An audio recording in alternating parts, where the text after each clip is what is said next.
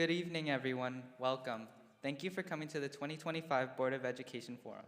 My name is Jaden Eng, and I am the president of Ridge Empowerment for Political Participation, or REP. Please stand for the Pledge of Allegiance.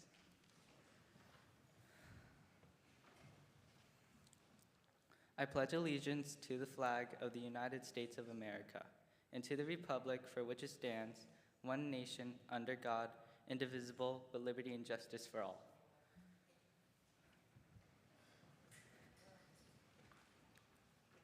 Thank you to everyone for coming out, to the candidates, the people in the audience, volunteers, and the League of Women Voters for helping organize this event. This forum will be moderated by a member of the League of Women Voters who is not a resident of Bernard Township. It is hosted by members of REP, which is a student-run, nonpartisan organization at Ridge. This event is organized in a question and answer style format. To start off, each candidate will get 90 seconds for the opening statements and 90 seconds for their closing statements at the end of the question and answer segment. We will have student volunteers going around the pack to collect your question cards. Please raise your hand when your question is done so we can collect it in the pen. During the question and answer segment, questions from the audience will be read, and each candidate will be given 60 seconds to answer the question. After each candidate speaks, each candidate may give a rebuttal for 30 seconds before we move on to a different question. The Board of Education candidates include Keith Molinari, Smriti Mohan, and challengers Faisal Chaudhary and Adam Lefkowitz, who are vying to fill 3 open 3-year term seats. A League member will be the moderator. This event will also be videotaped and posted to the REP website and the Vote for 11 website.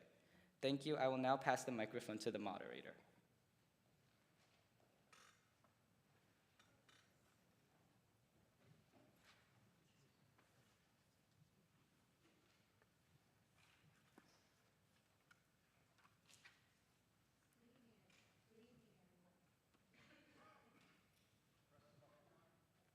Oh, okay.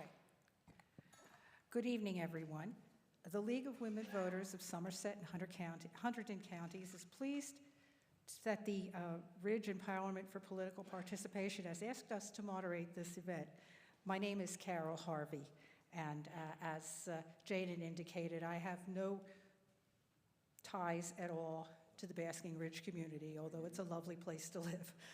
I have no interest in any elections here. The League of Women Voters of New Jersey is a nonpartisan political nonprofit, and we work to empower voters and to defend democracy.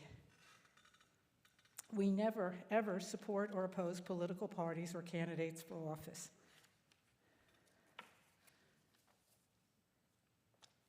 No recording or pictures are allowed by the audience. Just want to get some business out of the way. The forum is being recorded, as you know, and it will be posted. At this time, I'd just like to let you know, we'll be working with questions that you provide us. The question should be issue-oriented because each question will be answered by each and every candidate.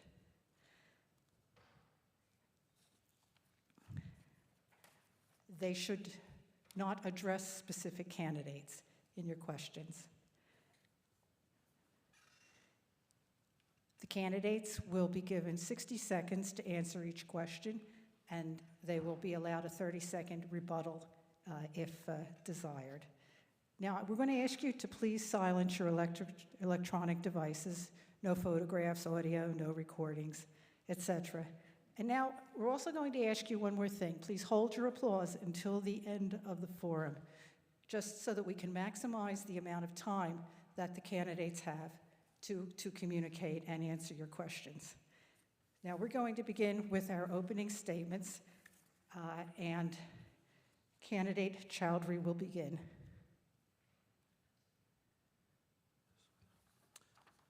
So good evening, I'm Faisal Chaudhary. I want to thank the League of Women Voters and the Ridge students present here today for holding this forum, and all of you for joining us. I care deeply about the Berners Township schools. My 3 children are growing up in the school system. I'm running for the school board because I believe that your concerns and your voice should be integral to shaping the shared future of our schools and our students. My campaign is built on 3 core pillars: listening, brainstorming, and problem solving. These are the values I live by as a husband, as a father, and as a scientist, and I plan to apply them to improve our schools. Listening is most important. Your voice matters, and I will hear you. I believe every student, parent, and teacher deserves to be listened to with an open mind. Brainstorming involves diving deep into issues, understanding root causes, and developing strategic solutions. Whether the solutions are related to budget, curriculum, facilities, or the playground, this is how I will approach them, thoughtfully considering all the factors. Problem solving then requires teamwork, working together to overcome challenges and move forward. I believe the ultimate solutions to the challenges we face will be resolved only by engaging students, parents, teachers, staff, administrators, and board members to make them happen. Because I've been immersed in the Basking Ridge schools through my children, and because I will be new to the board, I can offer a fresh point of view, rooted in lived experience. I'm committed to advocating for our community's needs, working with all stakeholders, and ensuring a high-quality education for our children in a safe environment. In the end, I think this is what we all want. Thank you. Now we will hear from candidate Mohan. Good evening, and thank you to the League of Women Voters, REP, and everyone here tonight for making this forum possible and for caring about the future of our schools. I'm Smriti Mohan, a proud product of Bernards Township Schools, from Cedar Hill to William Mannon to Ridge High. Now, as a parent of 2 young daughters in the district and being the daughter of retired parents living here in town, I bring a true multi-generational perspective to our community's needs and a perspective that no other candidate or other sitting board member has. Earlier this year, when a vacancy opened up on the board, I applied and was honored to be appointed in June.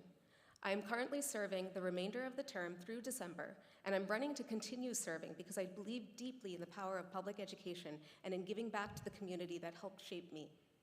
Our schools are among the best in New Jersey, but we face real challenges: tight budgets, evolving student needs, and the responsibility to prepare kids not just for tests, but for life as engaged citizens and future leaders. As a general counsel, I bring experience in law, governance, and strategic planning. On the board, I've helped encourage and will continue to encourage the district to work with community members who have innovative ideas for increasing revenue to bring in new resources to our schools. I'm collaborative, transparent, and solutions-oriented. No chaos, no politics, just thoughtful problem solving for our kids and our community. I'm committed to listening to all voices, valuing the expertise of our teachers and administrators, and working together to keep Bernards Township Schools strong for every family now and for the future. Thank you. Now we will hear an opening statement from candidate number 3, candidate Lefkowitz. Good evening. I want to thank the League of Women Voters and REP for hosting this forum. My name is Adam Lefkowitz. I've lived in town 3 years and have a son in 3rd grade at Cedar Hill. Like many parents, I moved here for the high-quality public schools. If elected, my goal is to improve upon the quality of the education in the district. My mother and grandmother were public school teachers. I believe our children excel the most when board members support our teachers. I myself am the proud product of a K through college public school education. I'm a transactional attorney with over 20 years experience bringing people together to make deals that work for everyone. And now I want to bring those skills to the board. I know the board is contending with serious financial issues. We need members who can work well with other board members, unafraid to challenge everything in the budget and look for ways to reduce costs while attracting top talent and keeping the district academically competitive. I will work with other board members to keep our district one of the best in the state. I know that with finances as tight as they are, no one budget will ever please everyone. We need board members open to working with the public and being transparent in their decision-making processes. Together, we can create a district working for the best interest of all of our children. Thank you. And now we will hear the opening statement from candidate Molinari. Thank you to the League of Women Voters and the students helping to run this evening's event. Thank you also to everyone who came out tonight and to my fellow candidates for participating in this discussion. My name is Keith Molinari, and I am running for re-election to the Bernards Township Board of Education. I have been a resident of Berners Township for 25 years, and in that time, my wife Stacy and I have raised 2 children who came up through our school system. From Oak Street to Wams to Ridge High School, they both received a first-rate public education and are now thriving at their respective universities. My core motivation for staying on the board is to do my part to ensure that students just starting out have the opportunity for the same sort of experience that my children had. I also believe in public service. In my time in town, I've coached youth sports, helped distribute food to the needy during the pandemic, and I'm an active member at St. James Church and in the ministries there. And of course, I'm a volunteer serving on the board. I'm also a veteran of the United States Army. Professionally, I am a market access director at a large pharmaceutical company, a role where I need to relay complex information clearly and to a variety of stakeholders. In my role, I also need to lead without authority, an asset to the board and district. My personal and professional history have given me a breadth of experience that I feel has been valuable on the board, and I'm seeking the privilege of continuing to contribute to our schools and our town. And I look forward to this evening's discussion. Thank you. All right, well, now we can proceed with the question and answer part of our evening, and we're going to start with the easy stuff, okay? I have a couple of budget questions here. So, what? All right, our district is facing so many budget issues. How do you plan to deal with them? I think the underlying question there is what would you, if you were forced to, what would you cut? So we're going to take that one to candidate Mohan. My top priority would be to do everything possible to protect classroom instruction, student support, and programs that make our schools well-rounded, like arts, music, extracurriculars. Any reductions would be made completely transparently with community input and only after exhausting all our alternatives. I think given the ongoing budget constraints, we need to be very creative and collaborative in finding efficiencies elsewhere, and that includes exploring non-essential expenditures just to ensure that every dollar is working for students. We need to take a more proactive approach and anticipate what's coming down the pipeline rather than be reactive and reacting after the fact. That's going to help us manage our budget a lot more effectively and save money and time. I think the approach essentially is to prioritize transparency, involve the community in tough decisions, and keep student outcomes at the center of every financial choice. Our district runs lean, and it's hard to find substantial cuts that won't impact students. All right, now, usually people want me to repeat the question. So the district is facing so many budget issues. How do you plan to deal with these issues? And more specifically, I guess, what would you cut if forced to? And we're going to throw this now to candidate Molinari. Well, the district has become more creative over the last several years in managing the budget. Actions that have taken in bringing some services in-house, such as plumbing and painting to save on union fees, triple tiering the buses, which has been substantial annual savings, and moving our district reserves to more cost-friendly accounts. I think any discussion, we do have to look at personnel. It is the largest cost center in the district, accounting for 75% between salary and benefits. But we have to look at that with a thoughtful eye. We have to really examine whether we need to backfill positions as they become open, and really take into account whether we can do the same or more with less. So I think personnel always has to be looked at.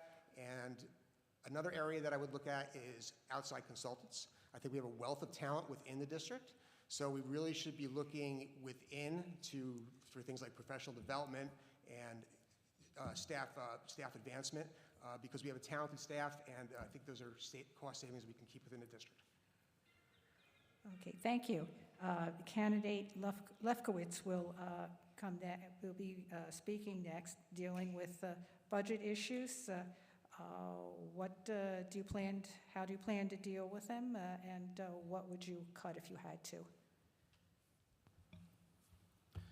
So my top priority in running for Board of Ed is to have a board that does what's best in the students' interests. Obviously, that means having a well-balanced budget. I'm currently not on the board. I only know the financial information that's been presented publicly. That said, I know the board will have to make some very difficult decisions in the near future. And unfortunately, I know that means not everybody is going to be happy with our decisions. Our district's healthcare costs rose considerably this past year, along with energy and transportation making up the largest portions of the budget gap. As the board must generally operate under a 2% tax levy cap, we must have a board that can come together, challenge the administration to think creatively, listen to other members, listen to students, listen to parents, and ultimately make decisions that are in the students' best interests. Thank you very much. And last but not least is candidate Chaudhry. How do you deal with budget cuts, and what would you cut if you were forced to? So I think the other three candidates have said pretty much everything that I would have wanted to say. But I think I'll just add that we should not prematurely decide to cut something. We should be looking at programs and looking at from a student outcomes perspective. If we do have to get to that sad state of having to cut something, then it better not affect any students and their current curriculum and how they're progressing towards graduation out of Ridge High School. Ultimately, as I said, my three pillars are to listen, brainstorm, and problem solve. And I would definitely like to use more public forums to get more ideas from the public and the parents and the students and the administration all together. And I think a collective decision-making process is the best way forward. Ultimately, the BT Connect is something I like, and that is an option that I would definitely encourage us to partake on first before we go down that horrible path of doing cuts. Thank you. All right, well, that completes responses to question one. Would anyone like a rebuttal? 30 seconds rebuttal. Okay, candidate Molinari. Yeah, I've heard a couple times how horrible it is to do reductions in force, and it is. But I think the key to avoiding that in the first place is long-term personnel management. 10 years ago, the district was about 20% bigger, but as the district has shrunk over years, our personnel levels have not kept pace. Now, it's not a one-to-one scenario, but I do think we have to be very prudent in when the district gets smaller, backfilling those positions and determining whether we truly need to remain the same size. And that can hopefully avoid the necessity of going into reductions in force. Would anyone else like time for rebuttal? All right, well, we'll move along to question number 2.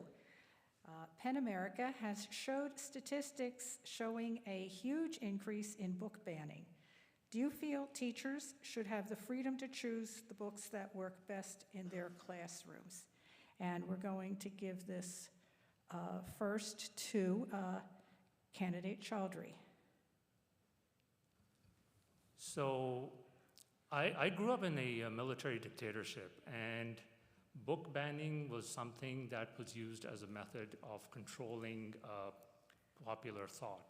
So I am instinctively against that word and the use of book banning for any purpose or shape or form.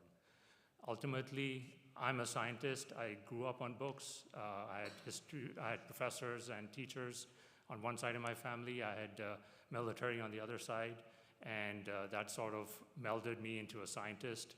I had that rigorous discipline, yet that intellectual curiosity. And the books, and all books were my safe haven.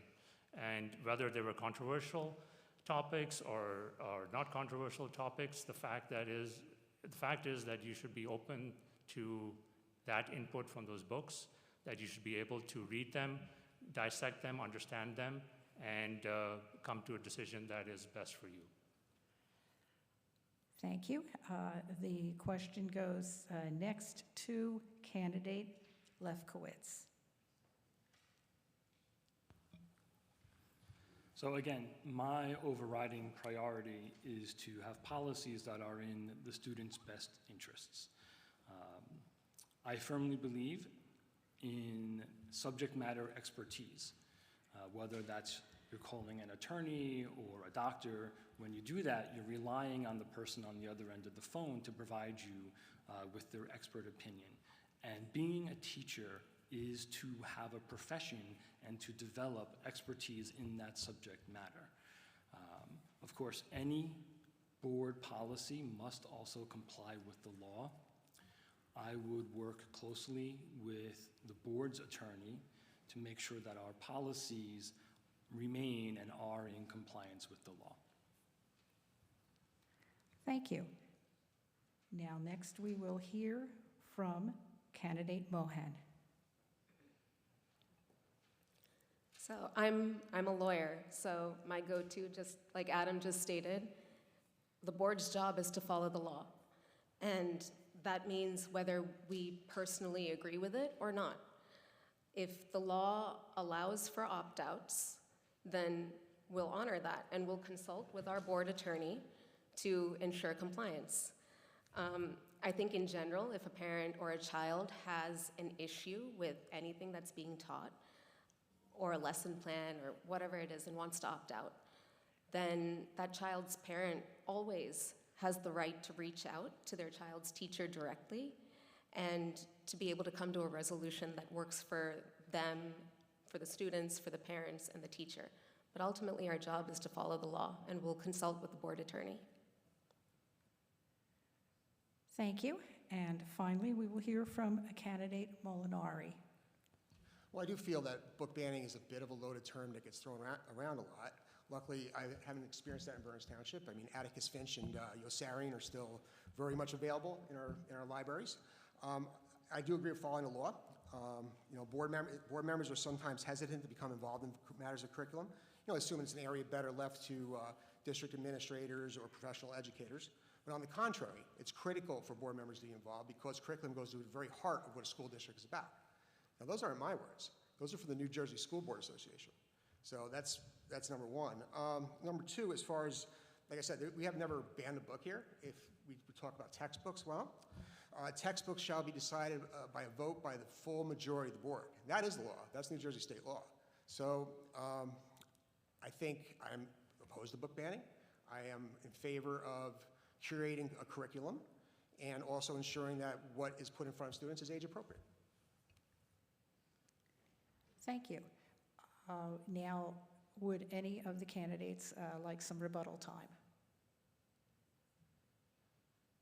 Okay. Then we can move on to question number 3. Okay, another easy one. What is your approach to the use of technology in school? And they say including cell phones and AI. Now, we're going to throw that one first to candidate Molinari. Sure. I've been out front advocating for the district's effort to curtail smartphone usage during the school day. Being a parent as well as a BOE member, I've seen firsthand the impact that smartphones have had on children's attention spans, focus, and social interactions. It's been a privilege to contribute to the district's stepwise approach in getting a handle on this, from doing the research, from reading The Anxious Generation, to attending town meetings and BT Connect meetings on the matter. And the results have been very good. Since the cell phone policy has gone in effect at Ridge High School, both the Wellness Committee and the student government have reported very good results. I think there's still work to be done in the field of AI. That's going to be a challenge. AI offers a lot of opportunities, but also a lot of risks. I mean, that is pervasive in the outside world, so we have to prepare our students for that environment. But at the same time, we have to tackle some very real concerns regarding academic integrity and face-to-face interactions amongst students and teachers. So that's work that I'm eager to continue to try to help the district with. Thank you. The next candidate to answer this question will be candidate Chaudhry. So I just heard an interview with Sal Khan from Khan Academy on BBC, and they were asking the same question, and he brought up an interesting point that AI could be used by the teacher in the classroom to help monitor and understand how the student is working in the classroom. Sometimes if there are too many kids in the class and they can't keep a track on them, then AI is something as a tool that they can use. From my professional perspective, AI is a good confirmation tool, You can't use it to generate content, for example, just like generative AI, for example, but it's definitely something that you can use as a tool to, say, summarize a document that you've written yourself. So I would definitely encourage the disciplined use of AI in the classroom. And as far as cell phones are concerned, I do feel that, controlling cell phone usage in the school space is excellent. Thank you.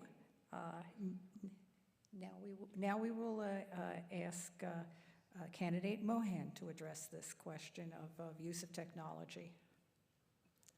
So currently there's a phone-free policy, and I 100% support that. I think it helps students focus and build real connections and reduces the impact of cyberbullying that can happen through social media. And so removing phones during school hours, I think, is a very productive move.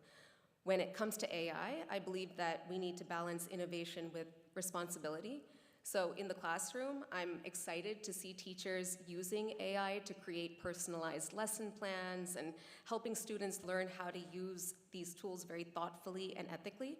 And the district is also currently providing training to ensure that everyone understands the opportunities and the risks of AI. Beyond the classroom, I think that AI can be a very powerful tool and for the back-end operations. It can help us find efficiencies, streamline processes, and even identify cost savings.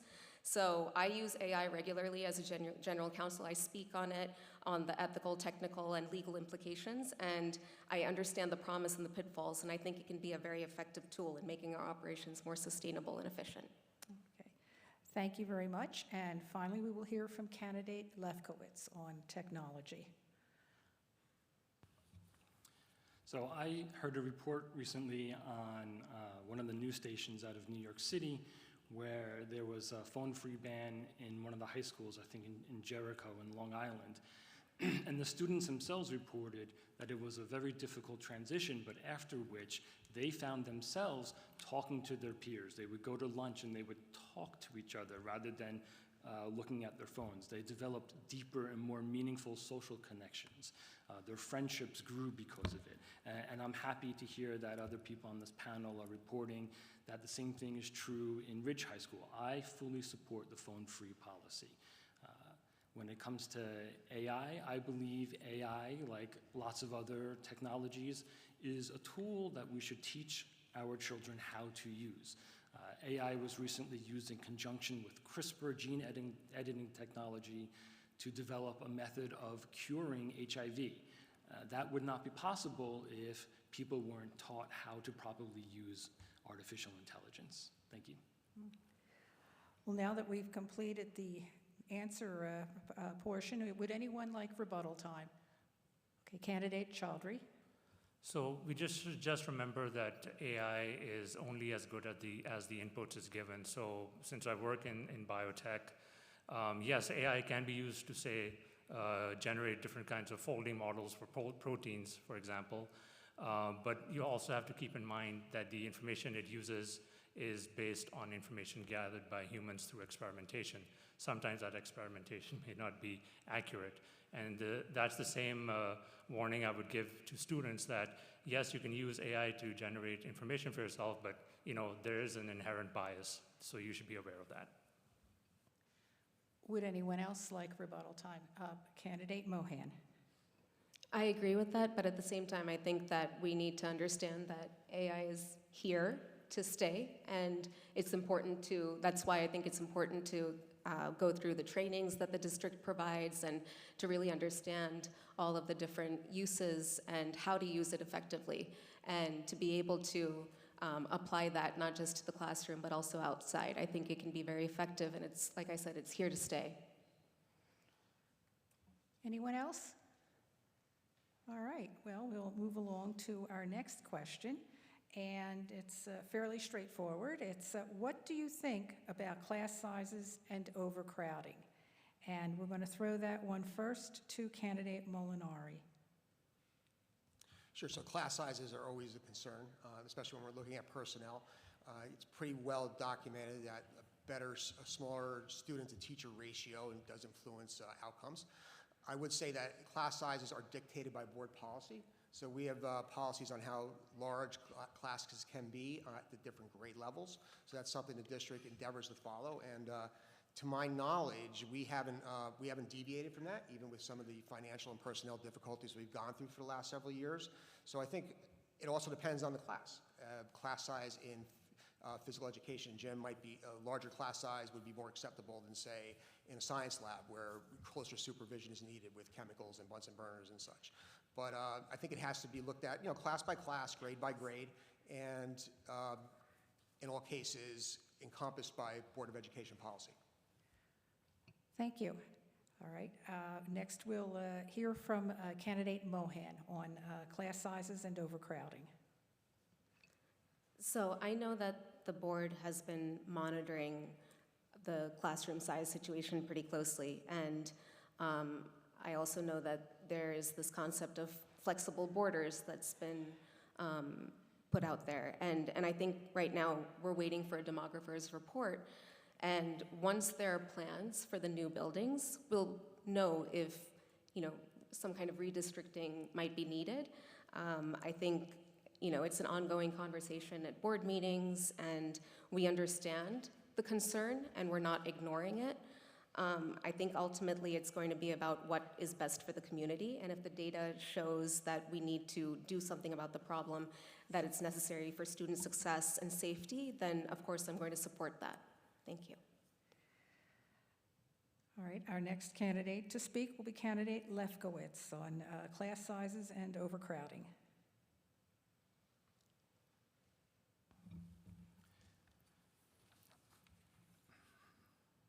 Right, so overcrowding is definitely a concern for me. I'm a parent, my son is in 3rd grade.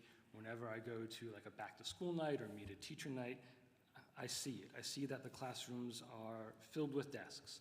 And as a parent, that's not something that I love to see. I do want to work with the board, with the other members of the board on finding ways that we can keep class sizes manageable. But I also know that it's not just a question of how many students are in the district, it's also a question of the physical capabilities of the school. Do we have enough physical space in Cedar Hill? Do we have enough physical space at Liberty Corner or any of the other schools? I know that there will be development in town, and these questions are going to be ongoing and will have to be constantly reevaluated. And taking input from parents as well as other board members will be the way that we solve this. Thank you. And finally, candidate Chowdhury will address the class size and overcrowding question. So yeah, I actually agree with most of the candidates here that this needs to be examined further and decisions will have to be made. But I can just say personally, with my kids going through Cedar Hill for the past 6 years and me volunteering at the library for the past 3 years, it's just amazing how crowded the hallways have gotten. And the noise level sometimes is so high that I've actually dropped books while shelving them in the library. It gets so bad. And then the shouting and the yelling really is distracting for the kids. So I do hope that we can work together as a community to come up with a reasonable solution, at the same time keeping in mind our financial constraints. Thank you. Well, thank you all. Now, would anyone like rebuttal time?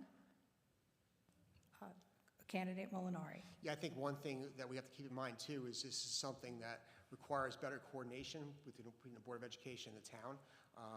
Development is affecting all of us, and class sizes, it's not even just about personnel, it's about physical space to put new students. Why is Cedar Hill overcrowded? Well, it's potentially because of the new developments on that side of town. So I think a better coordination with the town council and the Board of Education in managing development would be helpful. I think for too long we've looked at you're in this lane and you're in this lane. I think we're all on the same road and we should really be acting that way. Thank you. Would anyone else like time? Candidate Chowdhury. I think I'll just add that I have met new parents who have been moving to the district and are starting to express disappointment with the potential of redistricting because they sometimes move to the area just for Cedar Hill, for example. So I will definitely like to work with the Board of Ed, if elected, to expedite any decisions that we can potentially make. Obviously, being an outsider, I don't know the inner workings and discussions, but that's something I would like to dive deep into if on the board. Anyone else?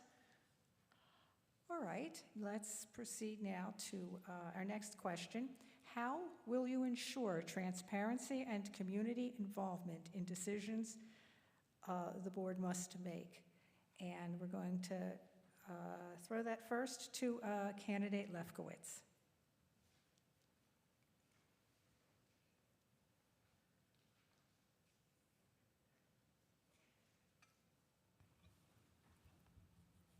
So as I've said before, and you'll probably tire of hearing me say this, I firmly believe the board has to act in the best interest of all of our students.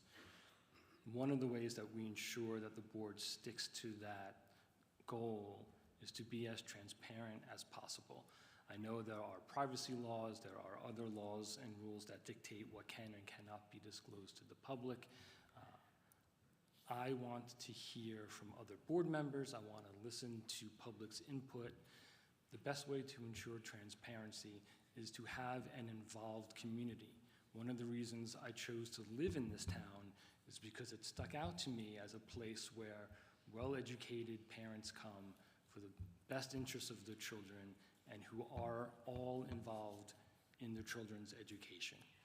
Thank you. All right, now we will hear from candidate Chowdhury on transparency and community involvement in board decisions. So one thing which I didn't appreciate until I started attending board meetings a couple of years ago was the actual opportunity we have every 2 weeks or every month to come to a Board of Ed meeting and take the advantage of public comment. And I think we should encourage that more through, just communication, I guess. You can never over-communicate, but coming up and just raising your voice is actually the best way to get the attention of the Board of Education. And I would encourage us as parents to come to more meetings and just say it. Even if you don't get an answer that day, at least the Board of Ed has heard it, and it's been spoken up publicly. So that's what I would strongly recommend, that we have our voice heard as parents in front of the Board of Ed. And then that should open up avenues of discussion and back and forth between parents and the Board of Ed, keeping in mind the privacy laws that have to be adhered to. Thank you.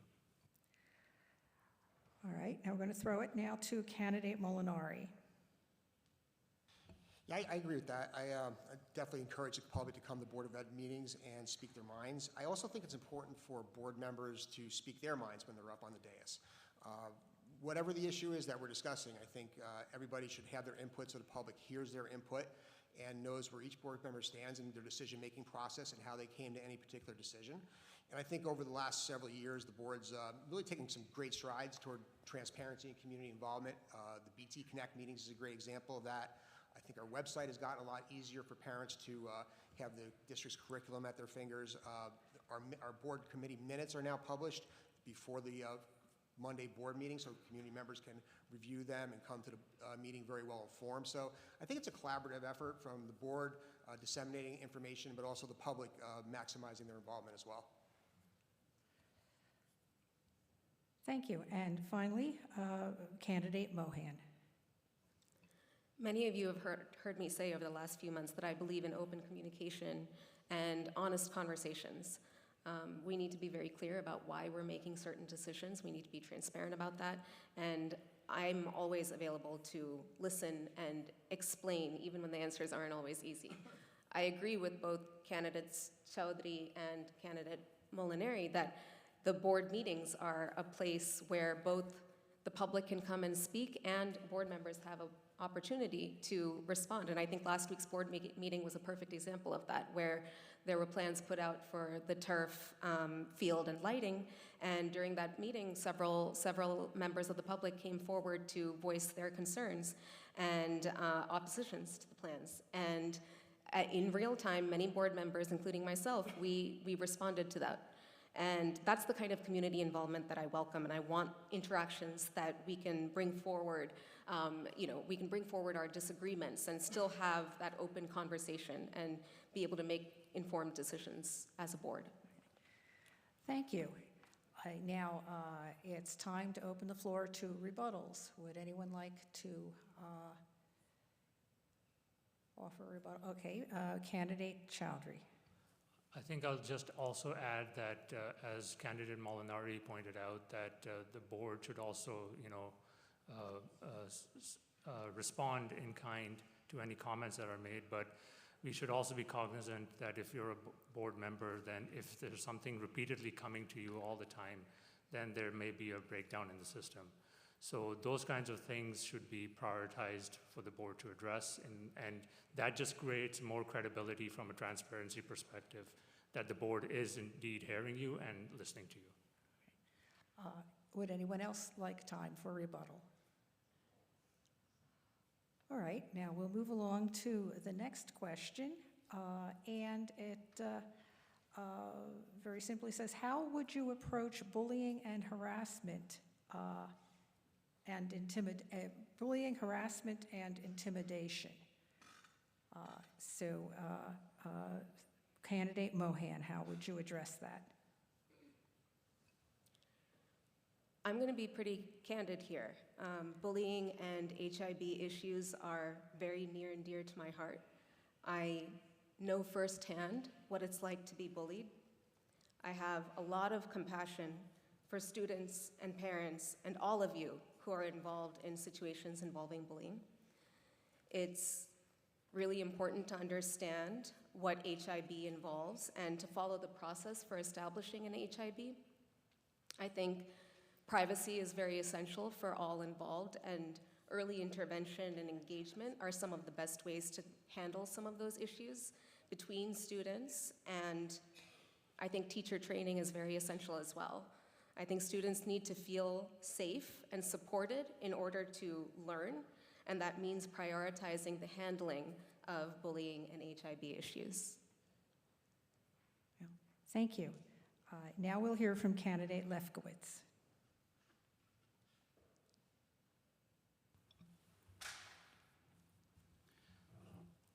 So again, having a robust HIB policy and enforcing that policy is in the best interest of all of our students.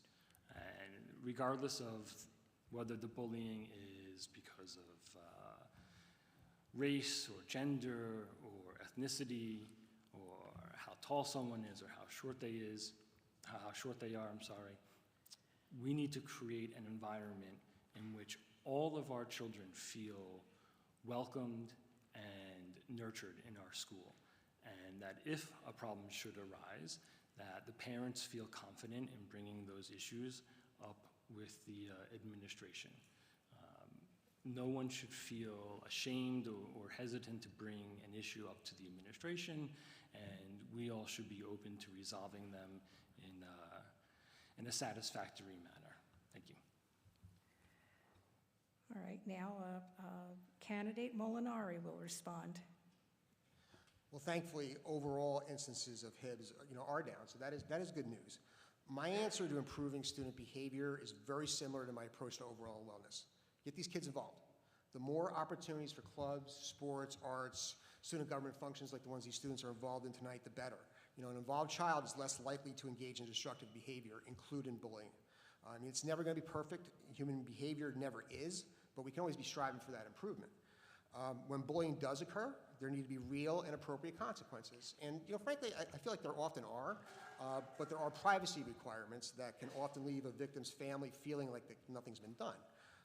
Again, though, the goal is to minimize the number of these instances, and I think getting kids active and involved in things in both their school and their community will make progress toward that goal. Thank you. And finally, candidate Chowdhury will weigh in on this. All right, so if anybody knows my history, HIB is what got me interested in the Board of Ed in the first place, when my kids were being harassed and bullied, and we kept banging our heads against the wall, trying our best to get heard. Nobody heard us. I had to finally come up in front of the board, publicly call them out. So that's why I'm running for this position, because I want to be on that board and I want to be that person who hears you, listens to you, and understands you. and empathizes with you. Ultimately, it's us parents who are responsible for how our children behave. Values, ethics, morals, character is all based on what we parents teach our kids. And if we teach our kids the right thing, then we de-stress the system. And by de-stressing the system, we make it easier for our teachers and administrators to teach our kids and also to help them progress through the school system. So ultimately, this is a matter which I'm passionately caring about. And for those who go through HIB, will make sure I'm the one who's hearing you. Thank you. Thank you very much, everyone. Would anyone like rebuttal time? Candidate Mohan. I think it's also important to point out that values start at home and that kids behave very differently at school, especially amongst their peers. So I think, yes, extracurriculars is also important, but I also think that wellness programs don't cost a lot of money, and they're very important to learning, and it's a full collaboration between parents and teachers and students, and kids who are grounded and have good mental health habits are going to be better behaved and better able to learn in general. All right, would anyone else? Okay, Candidate Lefkowitz. Yeah, just following up on what Candidate Mohan said, I know the school has social emotional learning programs, and I do believe that providing those educational tools to our teachers and passing those lessons on to our students should hopefully go a long way to continuing to reduce the harassment and bullying incidents. Okay, Candidate Chaudhry. The school should also realize that they have a great resource in parents, and parents can provide teachers and administrators a cultural perspective that may be a reason why HIB may be targeted towards people from a minority, for example. I know there was a consultant brought in, Joy Roots, to help, and it reduced HIBs and VAMs, but quantitatively it went down, but was there a pragmatic change? That's what I would like to know. So definitely we should utilize our parents. Thank you. Thank you. Okay, Candidate Molinari. I would just like to say I agree with aspects of what everybody said as far as all starts at home. So if the parents are not enforcing good values and good discipline, I'm skeptical of the overall long-term efficacy of some of the programming, which is not always inexpensive. It frequently runs into the high triple digits. So I think things do start at home. I think the more that the school can collaborate with parents to enforce the code of conduct amongst their students and their children, I think we'll all be better off. All right, now, our next question, we're going to go back to budget, and we're going to go at another aspect of the school budget. Okay, the question is, given how much costs have outpaced the 2% annual increase that does not require voter approval, would you consider a larger increase that would have to be approved? And we're going to ask Candidate Mohan to take a look at that first. So I think that would involve a referendum, and that would be a last resort, and a very serious step that has to be weighed very carefully, because if the community votes no, then the board is legally prevented from funding that specific item for a period of time. And so in my view, a referendum isn't just about community input, but it's truly a last resort, and it's only considered when we've exhausted all other options on our 2% cap and any available rollovers from previous years. So I think that's really the main point here. We have to exhaust all options first and be honest about any tough choices that we face. Thank you. All right, now it is Candidate Molinari's turn to take a stab at this. Yes, I agree that a referendum should be a last resort, because if something gets voted down in the referendum, that's it. We're not paying for it. I do think there might be light at the end of the tunnel in a couple of years. There are health insurance regulations that are going to be sunsetting that will give the district more flexibility in negotiating health plans for the staff. So that could be cost savings. One of the major drivers of the budget increases this year were skyrocketing health insurance costs. Also, we are not the only district alone with these difficulties in the state. So it is going to reach a point where enough districts are going to make enough noise where Trenton is going to have to make some adjustments. So while that is something that I think is held for a last resort, going to referendum, I am sometimes to a fault a little bit of an eternal optimist, and I do see a potential for light at the end of the tunnel. All right, now we'll hear from candidate Chaudhry. I think ultimately I'll say that if things do head towards a referendum, I think there needs to be more open communication from what the Board of Ed is thinking and get more public input into any sort of decision that may be done. Again, as I said earlier, something like a BT Connect would be a good opportunity to explain the situation in detail to the public so that they have a better understanding and are able to process the situation, and then have a back and forth and come to a conclusion as to what the referendum is going to be about. I think it's a two-way street. I think that's the best way to make everybody understand what exactly we're trying to accomplish through a referendum. Thank you. And finally, we'll hear from candidate Lefkowitz. So I've been coming to Board of Ed meetings for the past year, and I understand that our district, like many other districts, faces significant fiscal challenges. I understand that the current board considered the possibility of a referendum, but declined to do one at this time. I also agree with what other candidates have suggested, that a referendum really should be a last effort. I don't want the board to rely on a referendum. It makes long-term planning that much more difficult because there's always the possibility that the referendum doesn't pass, and then can't fund that item that we're trying to fund. I don't come with any preconceived notion as to what would be or would not be acceptable. Last year they rescheduled the school start times to save money on transportation, probably our second or third highest cost center. I do believe, though, that input from the business administrator in consultation with the public would be the best way to approach budget problems. Thank you. Now, would anyone like a rebuttal opportunity? All right, so we will move on to this question. As a board member, how would you trade off community interests versus the kids' interests? And we're going to ask candidate Lefkowitz to address this first.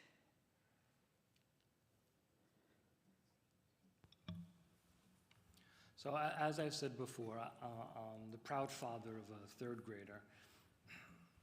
I don't see children as a part, one word, from the community. They are a part, two words, of the community.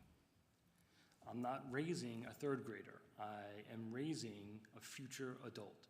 And to do that, I don't see that there's a trade-off between what's in the best interest of the students or what's in the best interest of the community.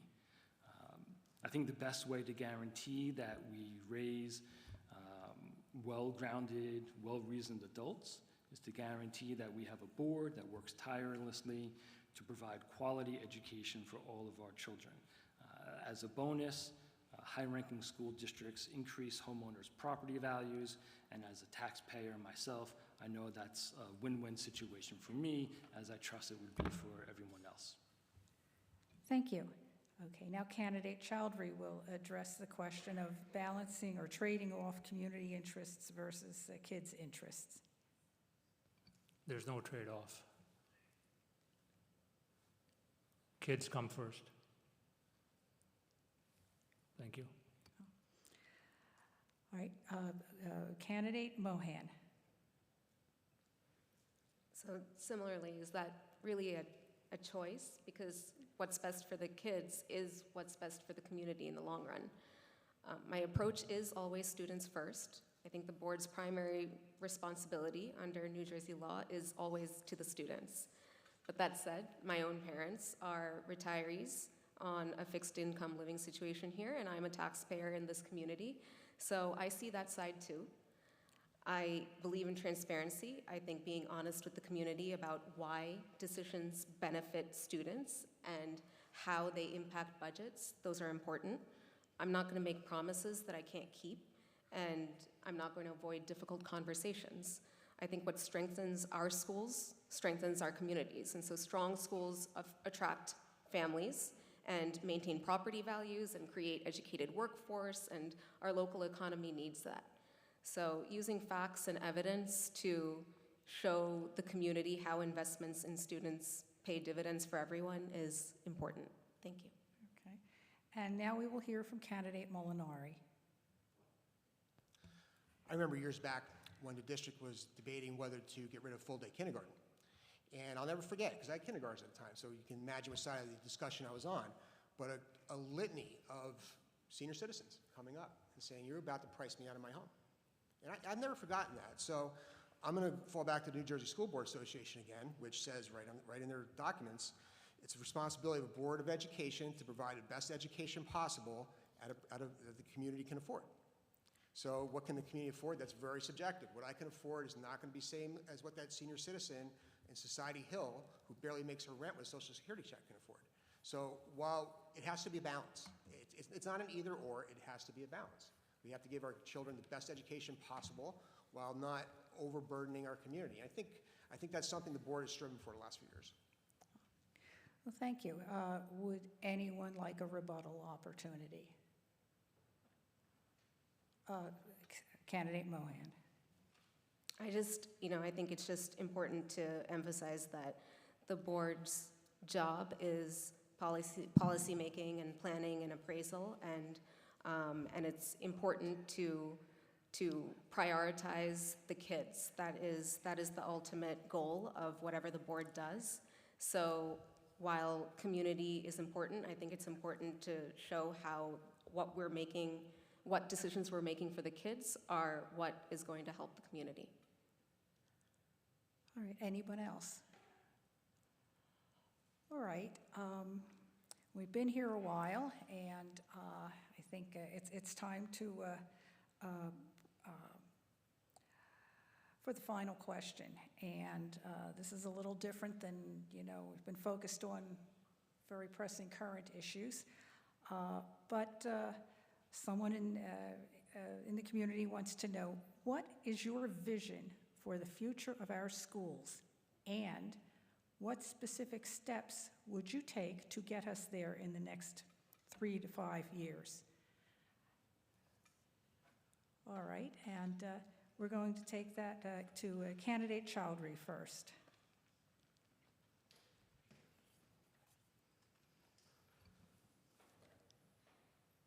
I want to bring a more global vision to the school system. Think global, but act local. And as an example, when I was growing up in Pakistan, there would be all these American contractors coming in during the Soviet invasion of Afghanistan, and we'd all joke, oh God, these guys are CIA agents. But as the decades went by, then we started seeing these fantastic Chinese engineers come, and they would bring engineering plans and build bridges and tunnels and roads, but at the same time, they would be speaking the local language, they'd be eating the local food, they'd be sitting with the workers, they'd be sitting with the CEO and the managers of those companies.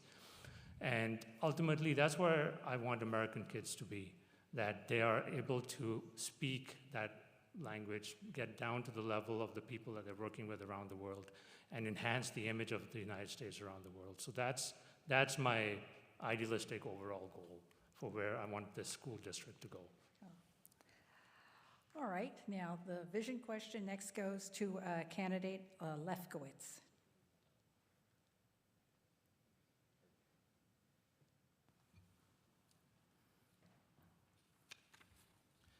So I've said this before, and it bears repeating. I moved to this town for the school district.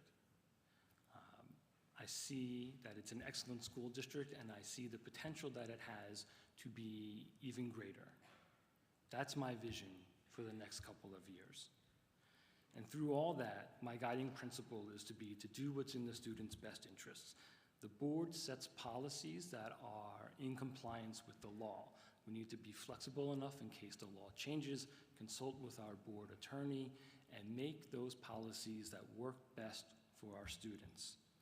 And by doing that, hopefully we can balance out the budget, hopefully we can support our professionals so they can plan and educate properly. We do this by having a board as transparent as possible. We do this by listening to other board members, listening to parents, and listening to teachers, so we can set the policies that will result in us growing a well-educated student base. Thank you. Now we will hear from candidate Molinari. I would like to see our school district continue to prepare the next generation of American citizens for success, and that means preparing for the future. We've talked a lot about technology tonight.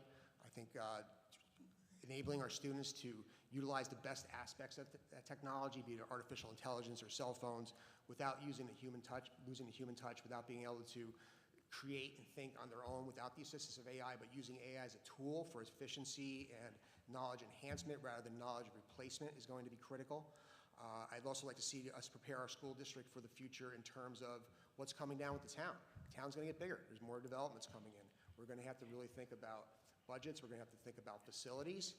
We're going to have to coordinate closer with the town for smart development. So I think on both the educational and the facilities and operations and monetary side of things, we have some challenges ahead, but I'm confident that the school district's ready to meet them.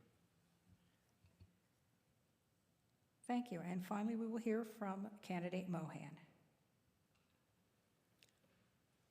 It's no secret that our district provides an exceptional education that prepares students for life as engaged citizens and future leaders. I think we can afford to be a little bit more proactive with budget planning, predicting what's coming down the pipeline, planning accordingly, anticipating challenges, exploring creative funding, exploring uses of AI for back-end efficiencies. I think we need to find innovative ways to preserve arts and music and extracurriculars. I think we can improve community engagement by involving residents earlier in decision-making. I think we can continue to invest in teacher and professional development and resources related to that. I also think we need to keep prioritizing student mental health and education and inclusion. And above all, I think we need to continue to approach every challenge with thoughtful analysis, using data, creative problem solving, and student outcomes at the center with no chaos and no politics. Thank you, candidates. Would anyone like a rebuttal opportunity? All right. Well, we're going to move to the closing statements now. We've had 9 questions. That's a lot. And so let's hear from our candidates with their closing statements. And candidate Molinari will be going first. You know, once again, thank you for everybody involved in tonight's discussion. I think the real winner of conversations like this are the residents of Berners Township. I'm proud of my record on the Berners Township Board of Education, and while no individual takes credit on the board, I have been vocal and supportive of multiple initiatives that have made the district stronger, and I feel better equipped to meet the challenges ahead. You know, these include a renewed focus on our finances and facilities, which has led to minimize the tax burden on residents when possible over the last few years, while also improving learning and working environment for our students and staff. Prioritizing school safety, leading to police officers in every district school. Promoting student well-being through minimizing cell phone use while maximizing their opportunities for person-to-person interaction through sports, arts, clubs, and the myriad of student activities that I've been in vocal support of. Ensuring school curriculum operations are open and transparent to parents and the community. I've been vocal on the board and have endeavored to have as many discussions as possible in public so everybody can be involved and have input. And these are examples of the approach that I intend to continue, given the privilege to serve again. It's a supportive approach that at the same time looks at issues and proposals with a critical eye as opposed to a rubber stamp. If you value an independent thinker on the board and who is beholden to no one but the community and its students, I ask for your vote. Thank you. Thank you, candidate Molinari. Now we will hear from candidate Lefkowitz. Thank you again to the League of Women Voters and REP, and thank you for everyone else for coming out tonight. One of the factors that drew me to move to Bernards Township was having an educated and involved public, and I'm very glad to be here tonight speaking with you. Every day I see the dedication of Cedar Hill to my son's education.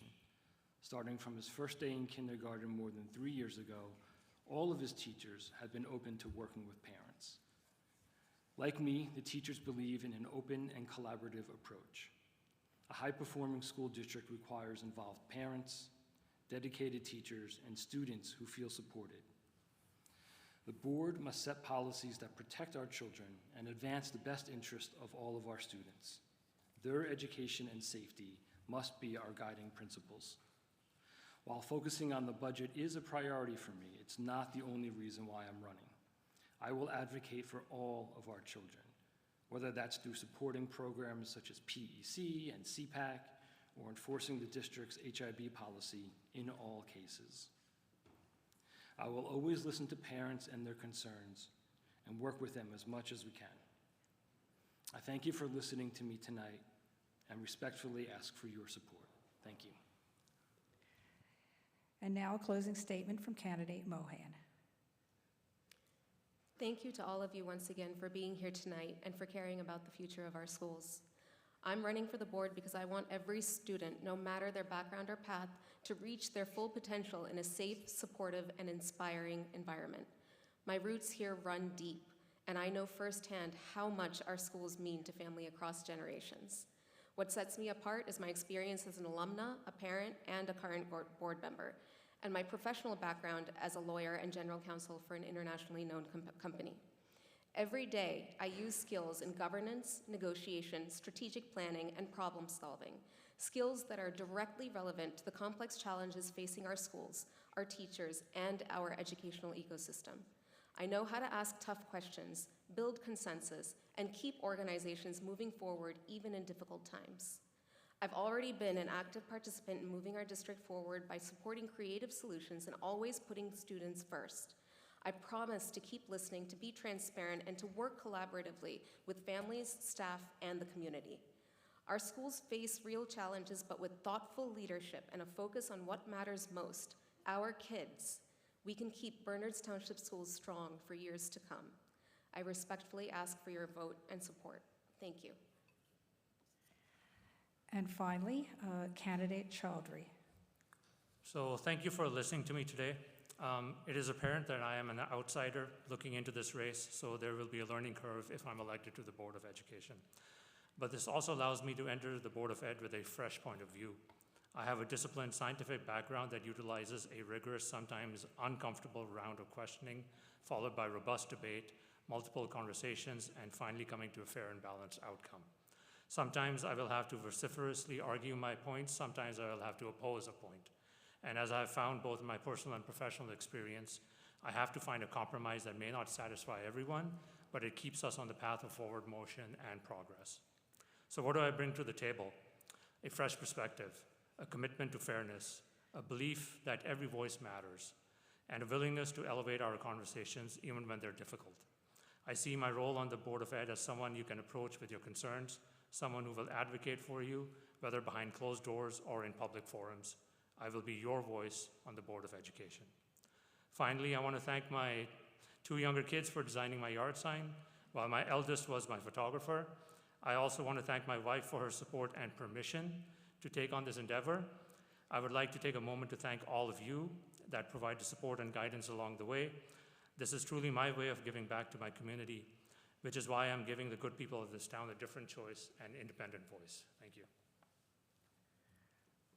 Well, one of the reasons I love coming to help you with these candidate forums is that they all go so well. We always have excellent cooperation from your candidates, and It's wonderful to see all of them here tonight. Rep and their faculty advisors and the technical staff here always do a wonderful job of pulling together all the logistics for something like this, and it ain't easy. Starting with scheduling, finding the right date. And the questions that you all submitted from the audience, the students, were excellent, and it's too bad we couldn't get to some other very pressing issues like ethics and gender identity and diversity issues and the impact of federal funds cuts, and the list goes on and on. But I want to thank all of you, the candidates, rep, and the audience attendees for pulling together a tremendous forum. And I'm just going to end with a little commercial for Vote 411, which the League of Women Voters assembles every year, and it's an online voter guide to the elections. And I've left some cards out on the table, some rack cards, which will tell you how to access it. We ask candidates from your local races to answer questions, and many of them do, and it gives you another look at the candidates. So with that, thank you again for a great evening, and I'm going to turn the meeting now over to Jaden.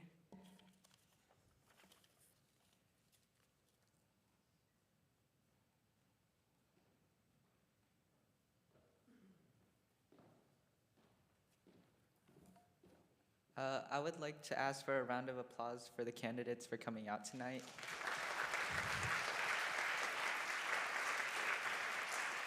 I would also like to thank the student volunteers in League of Women Voters for helping to organize this event.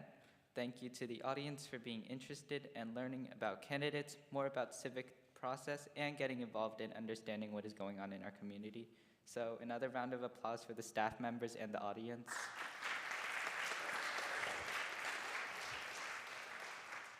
As a reminder, this event will be videotaped and posted online to allow residents who are unable to attend to view the event.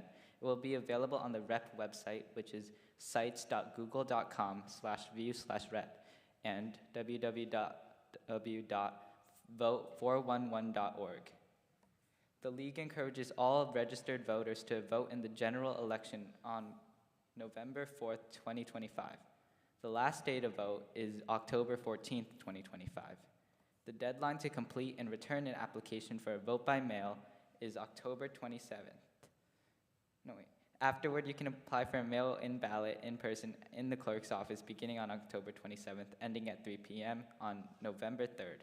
In-person early voting starts as early as October 25th and lasts until November 2nd. For more voting information, log on to www.leagueofwomennj.org.